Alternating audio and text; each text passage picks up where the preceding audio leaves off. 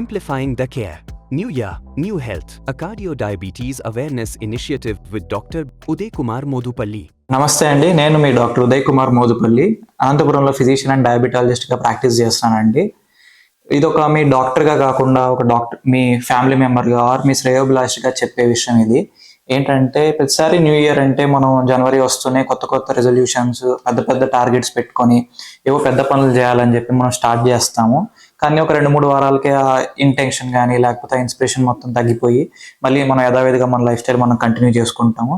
ఈసారి అలా కాకుండా కేవలం 3 దాని మీదే మనం టార్గెట్లా పెట్టుకొని మనం చేద్దాం. మన హెల్త్ వైజ్ అయితే నంబర్ 1 మనం నంబర్స్ చూద్దాం, మన టెస్టుల్లో నంబర్స్ కానీ ఇవన్నీ చూద్దాం.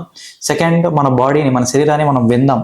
అంటే ఏమన్నా లక్షణాలు కనిపిస్తున్నాయా, ఏమన్నా చిన్న చిన్న మార్పులు ఏమైనా జరుగుతున్నాయి మన శరీరంలో, నడకలో మార్పు కానీ, ఆయాసం రావటం కానీ, లేకపోతే నిద్రలో మార్పులు, ఆలోచనలో మార్పులు ఇలాంటివి ఏమైనా ఉన్నాయా, కాన్సన్ట్రేషన్లో మార్పులు అవి. మూడోది, మనం రెగ్యులర్గా చేసుకునే చెకప్లు వాయిదా వేయకుండా చేసుకుందాం. ఈ మూడే ఈ ఇయర్కి మనం టార్గెట్గా పెట్టుకొని చేద్దామండి. చాలా వరకు పెద్ద పెద్ద సమస్యలు, బీపీ, షుగర్, గుండె సమస్యలు అవన్నీ స్టార్టింగ్ స్టేజ్లో స్టార్ట్ అయినప్పుడు ఏమీ లక్షణాలు ఉండవు.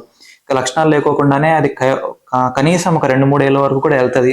తర్వాత ఒక్కసారిగా మనకి లక్షణాలు రావటము, దాన్ని చెకప్ చేసినప్పుడు ఉన్నాయని తెలుసుకోవటం జరుగుతుంది. అప్పటికే చాలా వరకు మన శరీరంలో డ్యామేజ్ అయిపోయి ఉంటుంది.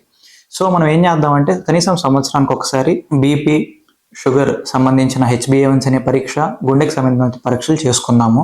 దీంట్లో ఏమైనా బయటపడినా అర్లీ స్టేజ్లో బయటపడతాయి కాబట్టి మనం దానికి ట్రీట్మెంట్ చేసుకుంటే మన బాడీ పెద్ద పెద్ద సమస్యలు ఎదుర్కోకుండా తొందరగానే మనకు దానికి సొల్యూషన్ దొరుకుతుంది.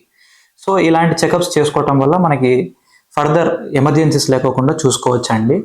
సో ఈ న్యూ ఇయర్ మనం దీని మీద ఎక్కువగా ఫోకస్ చేద్దాం. అండ్ చిన్న చిన్న అలవాట్లు మార్పులు, లైక్ కొంచెం కొంచెం నడవటము, వాకింగ్ చేయటం, ఎక్కువ కూర్చోకోకుండా ఉండటం. ఇప్పుడు ఏమైందంటే సిట్టింగ్ ఈజ్ న్యూ స్మోకింగ్ అంటాం.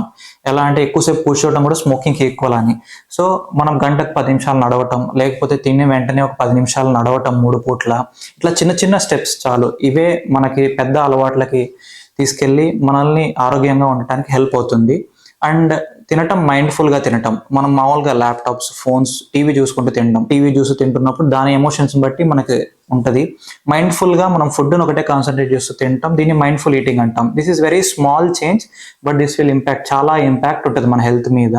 నిద్ర కరెక్ట్గా పడుకోవటం, పడుకునే ముందు చాలాసేపు ఫోన్ చూడడం, నిద్ర డిస్టర్బ్గా ఉండటం, ఇవన్నీ ఉంటాయి.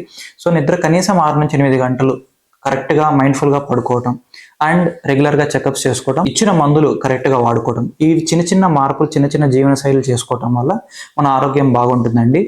ఈ న్యూ ఇయర్కి వెళ్తున్నప్పుడు మీతో పాటు మీ ఆరోగ్యం చూసుకోవడానికి, మీ ప్రయాణం ఒంటరి కాదు, మీతో పాటు నేను ఉంటాను. మీకు ఎలాంటి మార్గనిర్దేశకులు కావాలన్నా నేను హెల్ప్ చేస్తాను. కాబట్టి ఈ కమింగ్ న్యూ ఇయర్ మనకి చాలా హెల్తీ న్యూ ఇయర్ కావాలని కోరుకుంటూ హ్యాపీ హెల్తీ న్యూ ఇయర్ అండి. Thank you, Ipca Laboratories, for giving this opportunity and taking this initiative. Thank you. Issued in public interest by Ipca Laboratories.